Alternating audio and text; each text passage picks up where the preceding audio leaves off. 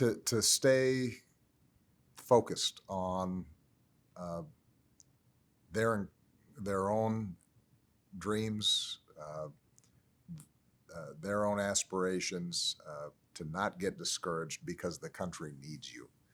Um, that as I write about, those young Dream Act kids, many of them aren't kids anymore. I occasionally I'll meet some who say to me, when you passed your executive action that allowed me to stay without fear of deportation and get a driver's license and go to college, that made a difference in my life. And now I'm studying to be a doctor, or I'm studying to be a lawyer, or I've got this entry-level job in a business that's making my family really proud.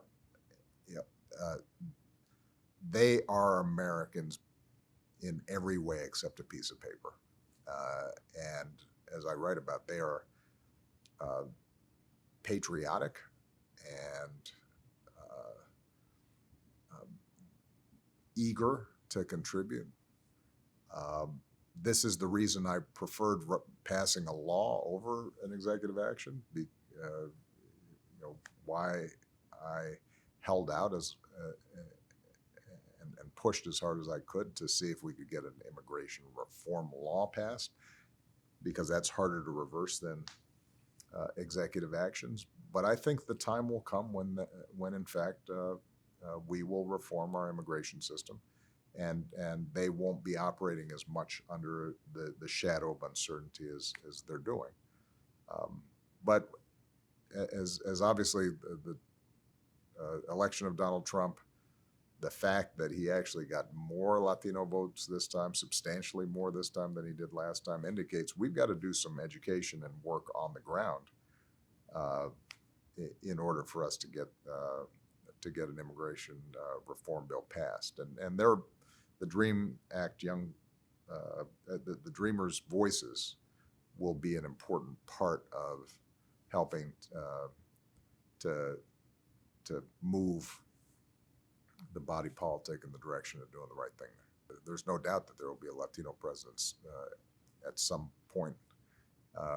It may be soon. It may be a decade from now. Who knows?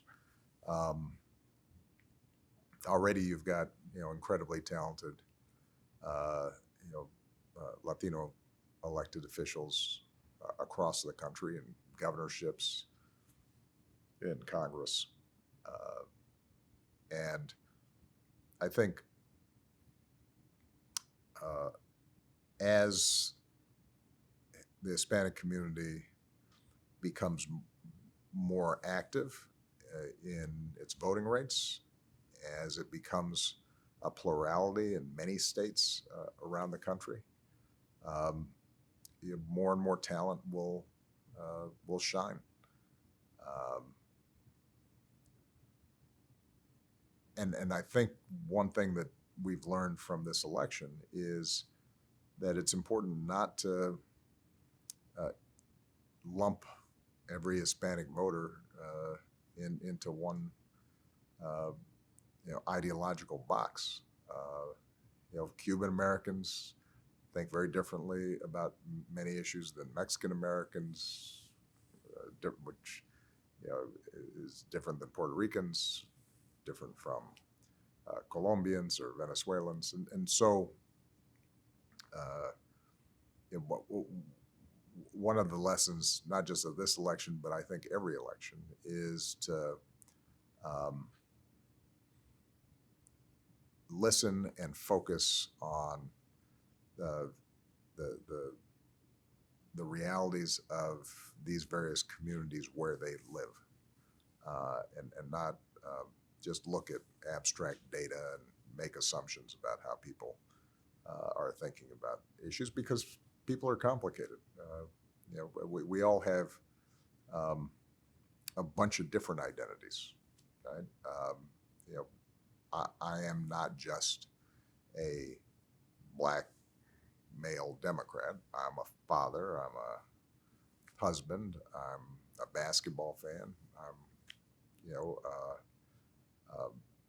somebody who likes hip hop, and I like, you know, Frank Sinatra, and I, and the same is true of all of us. And one of the dangers, I think, of our current political moment is everybody feeling as if you have to align yourselves on one side or another on everything. You know, people are more complicated than that. Our politics should be more complicated